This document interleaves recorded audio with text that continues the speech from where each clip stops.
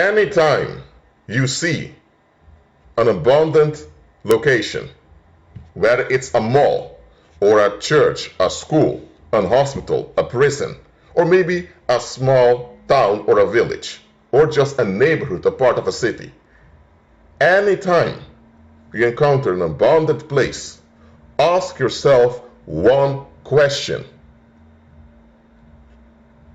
How come nobody saw this coming?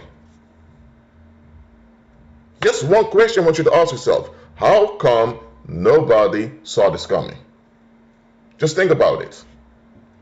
For example, a mall. A mall is an investment by the local government. Why are malls built? Malls are built to concentrate urban life. Why do the local authorities want urban life to be concentrated? Because it's easier to manage people and control their activities if they're concentrated in one location. If you have 200 shops spread throughout the area, that means that you have 200 locations where people go for shopping or to go to a restaurant. And what's going to happen then? You have 200 locations where activities take place. You can have drug dealing happening over there, secret prostitution, or other crimes may happen. And it's going to be quite difficult for the police to manage all of the activity. So you build a mall, one giant building, and you concentrate all the businesses over there. You can even build a cinema in it, or a swimming pool, or whatever. You concentrate urban life in one location. So now, everyone, when they want to go to a restaurant, or want to watch a movie, or just want to hang out, they go to the mall. So a mall is an investment. It's a political investment. And one thing about political investments always hide a conflict. Again, politics and government are two different things. Even though they can go hand in hand, politics is when conflicts and controversies in the community are handed over to outsiders. And those outsiders become the quote-unquote leaders in managing this conflict. So politics is all about fighting out conflicts without the public having to expose themselves. So whenever there's a political investment, there's always a conflict behind it. Maybe it can be that a lot of the people are complaining, a lot of the young people are just roaming on the streets, smoking weed, or there's a lot of noise in the streets because the young people simply don't have any place to go. And that's why the government, together with private investors, they decided to build a mall. And now most of the young people are at the mall. And because of that, now the young people are not all over the place and people are more at ease. So that was the conflict that was going on. And now there's a political investment to relocate the young people's activity towards that one location. Now look, a political investment, again, it hides a conflict. So a political investment is something that the public will hold on to. Maybe there was prostitution all over the town or all over the city. And now there's a mall. And there are some shops near the mall where there's prostitution. But now all the prostitution is concentrated over there. So now the people are not exposed to prostitutes walking around, soliciting sex. Now people are not confronted with pimps taking advantage of the females. Now people can avoid this sexual dysfunction in the community. So let's say now that this is the case. There was prostitution all over the place and drug dealing. And now it's all concentrated at the mall. Now the rest of the public is not confronted with the dysfunction amongst them. Why is there so much prostitution? And where does prostitutes come from? Those are women born in the same community. So how come these women end up as prostitutes? Somewhere the community neglected them. Somewhere there's neglect in the community. People don't want to face this about themselves as a community, nor about themselves as an individual. Or maybe it was drug dealing. How come there's so much drug dealing if those same drug dealers came from the community? And how come there's so many drug addicts? Because without drug addicts, drug dealing doesn't make sense. So the fact this drug dealing shows there's also a drug addiction somewhere. And if there are drug addictions somewhere, that means that there's failure on part of the community. How do people become drug addicts? Most of the time, it's because of emotional wounds caused in the childhood. So, when the public has to face, due to the consequence they have to face, the dysfunction and defects, they now want to avoid it. And it's then that political investments come in. They select a location, and this location gains significance so that the people can avoid things. So, now you have to ask yourself one thing. If a place has a political investment, that means the people depend on this location for their daily eats. That means the last thing they want is that the location becomes abundant. For example, if there's a mall in a place and that mall diverts prostitution as well as a lot of urban conflicts towards the mall, that means that everyone's at ease in that town or that city because of that mall. If that mall ever closes, all the prostitution, drug dealing, and all the urban conflict will spread all over the place. So people don't want that place to go down. So if such a location still went down, it is because of one reason. One reason only. The scam and the con both have been exposed. The scam was that this place is economically relevant. The con is that this place is a sign of prosperity. No, that place was just a political investment for the crowd to avoid their own collective dysfunction. That's it. Once the con and the scam, or let's say once the fraud is exposed, that location cannot function anymore. Maybe it's not a mall, maybe it's a school, maybe it's a hospital. Let's say you have a hospital somewhere, and it's mainly elderly people are in the hospital.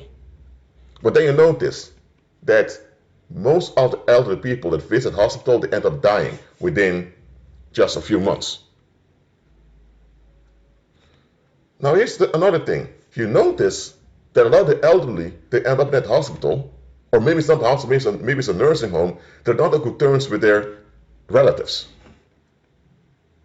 Some of them are quite nasty. They're narcissists. And now you figure out, these elderly people, a lot of them are narcissists, they're nasty, and they are a psychological burden for the community. So the community wants to get rid of them. But how does the community get rid of them without exposing their own violence? So now you have a nursing home that's established. And now the families dump their narcissistic elderly in the nursing home. And in the nursing home, the elderly live there. And now the narcissistic rage of those elderly people only stays within a building. The rest of the relatives aren't bothered anymore. And when some of those residents of the nursing home go too far, they're just killed silently. Or let's say there's a hospital. And let's say now in that city or in that town, there are so many elderly people that economically and financially it can't be maintained anymore. Now, if a lot of elderly people die, now they can invite younger people to come in and live. And let's say a lot of those elderly people, they know dark things about the neighborhoods. They want to put those people in a nursing home so that you think, oh, just old people with, I would say they talk about urban legends. This is what they want you to think. It can be that town used to be a place where a lot of human sacrifice happened for satanic cults. And now the local authorities want to cover this up by inviting young people to settle there. Some of those older people may have been former victims of those cults or may have been participants. Now, they don't want the younger people to figure out about this. So by putting those elderly people in a nursing home and later kill them off silently, they end up saving the reputation of the community. Now, these operations can continue. But the day anyone finds out autonomy in it, most of the elderly people that are in these nursing homes, they're never visited by relatives. How is that? Or many of the elderly people that end up in that hospital over there, they end up dying. How come this hospital has such a high death rate of elderly people? And many elderly people weren't even sick. They just had a minor injury. Once people figure out that something is off, and once the excuses do not work anymore, the political investment crashes. And once the political investment crashes, that location that they center their political investments in will become haunted. Thus, the flow of negative energy is blocked. And once the flow of negative energy is blocked, the evil spirits remain stuck in that location. And now the evil spirits are going to manifest all over the place. And once evil spirits begin to manifest all over the place, everyone that's nearby is getting hurt. Physically, spiritually, or sometimes even psychologically. For example, you can have a bread and breakfast, for example, or a motel, or maybe a restaurant, and everyone that visits that place ends up losing their mind, or they end up having financial difficulties later on. When a political investment collapses, that place becomes haunted, and from that point on, people begin to leave. They will not tell you why they're leaving. They may say, oh, I'm leaving because the crime rate is high, and I want my children to grow up around this. But then you figure out in the statistics that the crime rate was there all along, even before the individual moved there. So you see that their explanation doesn't add up. Or they may tell you, well, I found a new job elsewhere. But you find out they already had a job. Why they look for a job elsewhere to move out? So, and then eventually some people tell you to mind your own business. They don't even want to talk about it. Some people even threaten you not to even talk about the issue. Why? When a political investment collapses, it will expose all the dirt in the community. That's why private investors, for example, whether it's banks or entrepreneurs or companies, corporations, they will just abandon their investment. Maybe there is this mall, and you may, for example, have Microsoft that invested 50 million into that mall. You may have Amazon investing 100 million. So there are millions invested into this mall. And suddenly, they all abandon it. They waste all their money. Or maybe you have small entrepreneurs who invest their savings into opening their shop in that mall. And suddenly, they leave.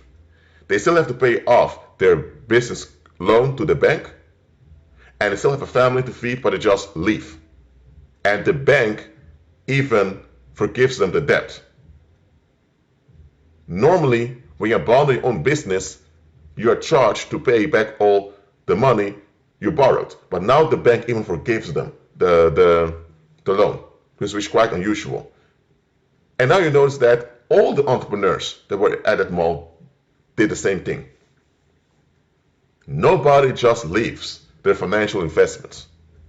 It costs them. They will never get that money back, so they want to see something out of it.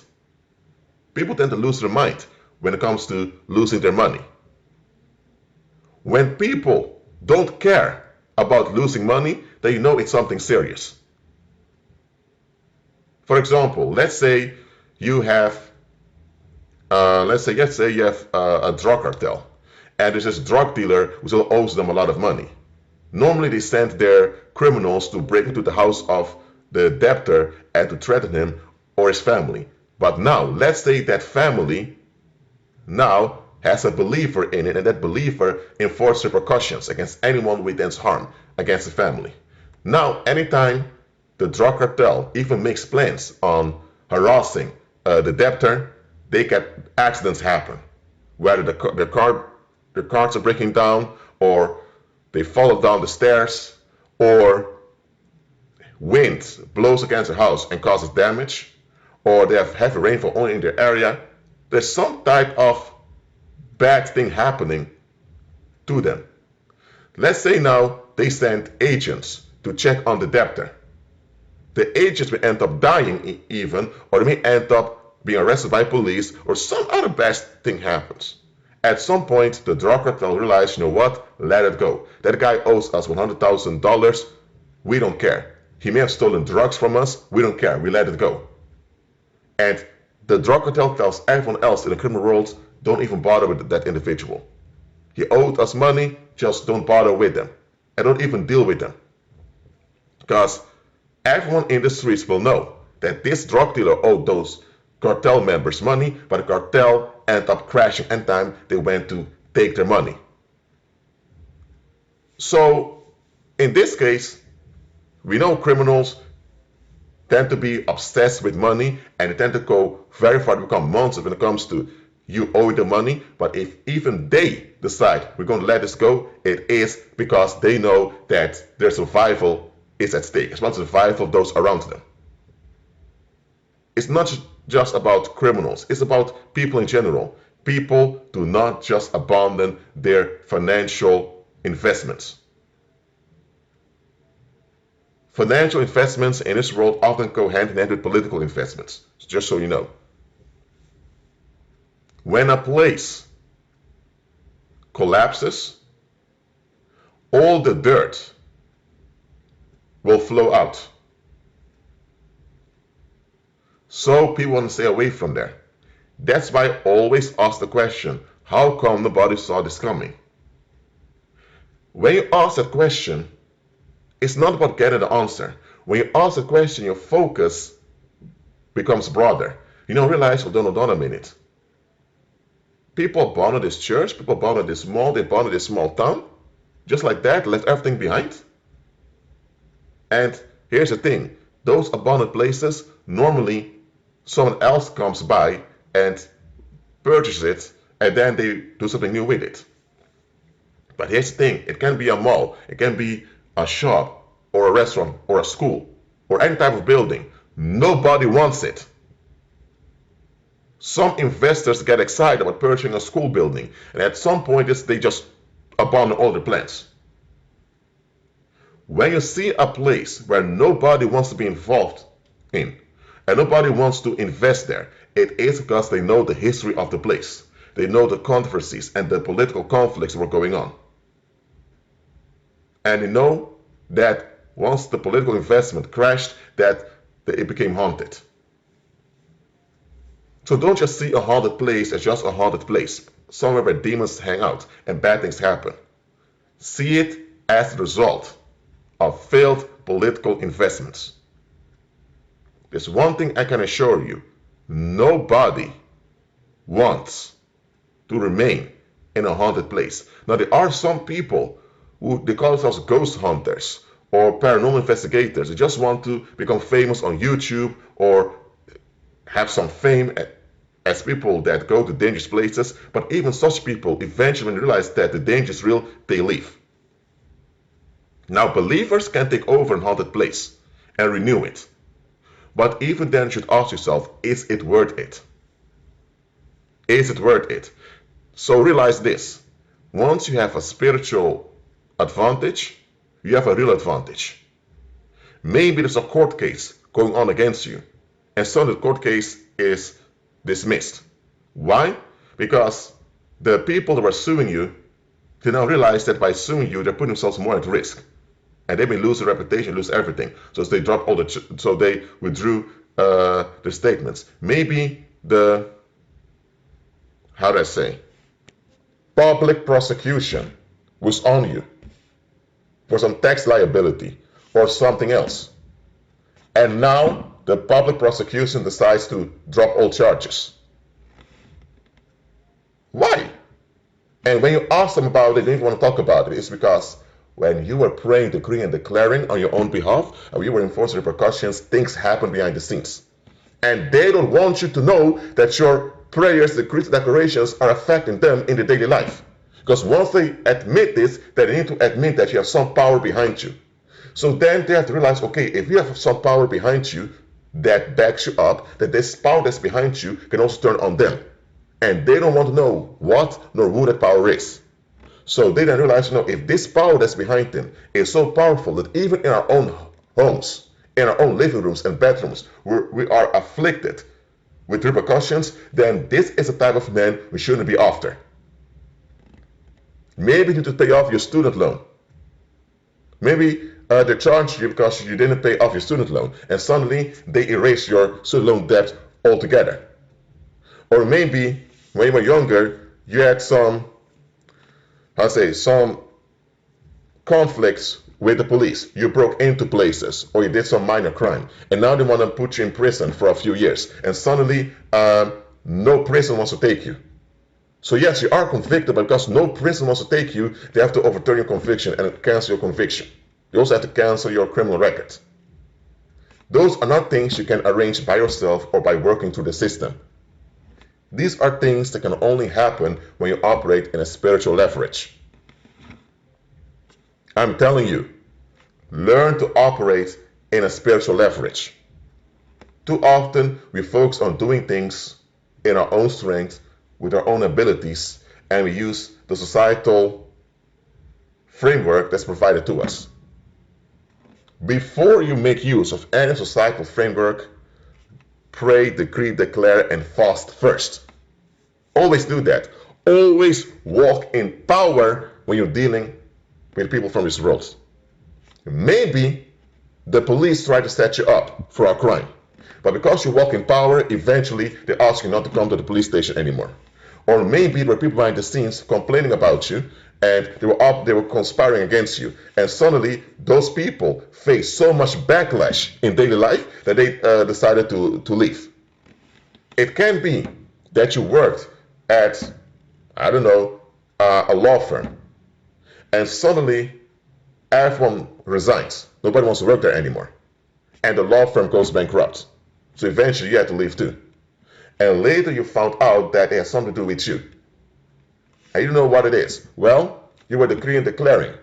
And because the negative tension that haunted you backfired on those invest in it, now they are the ones that were so humiliated and embarrassed they couldn't see you going around freely and joyfully, while they're the ones facing afflictions at home. So it became so psychologically hurtful and burdensome for them to keep seeing you in a healthy state. They decided we need to avoid you, so they preferred to lose their jobs and become homeless than to keep breaking down mentally over and over again. Maybe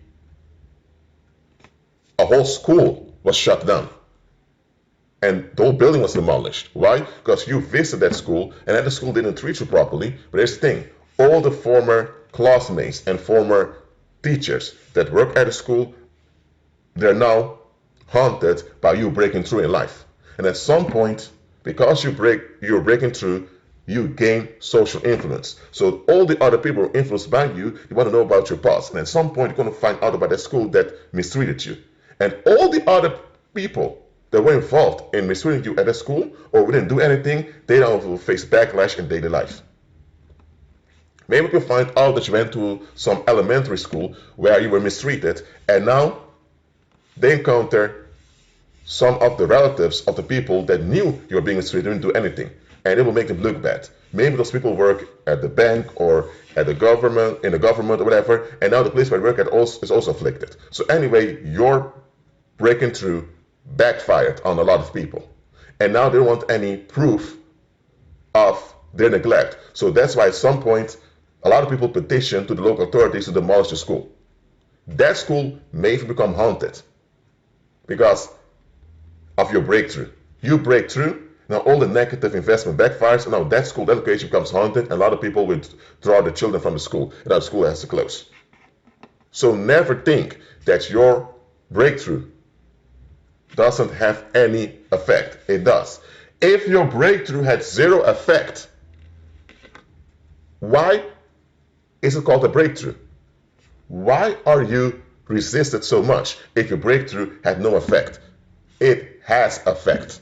You just don't see the effect yourself, but others experience the effect. That's why they do their best to hinder you or to take you out. If your breakthrough had no effect on them and they could continue with their ease and their escalations, they wouldn't even mind.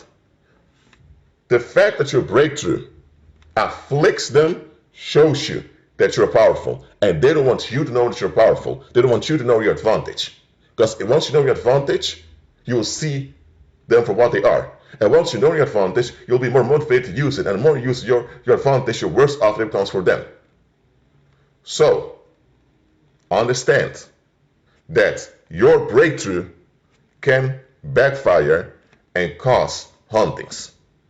Now, are you the one doing the harm? No, it's just the harm that backfires. So that is why society doesn't want you to break through at all.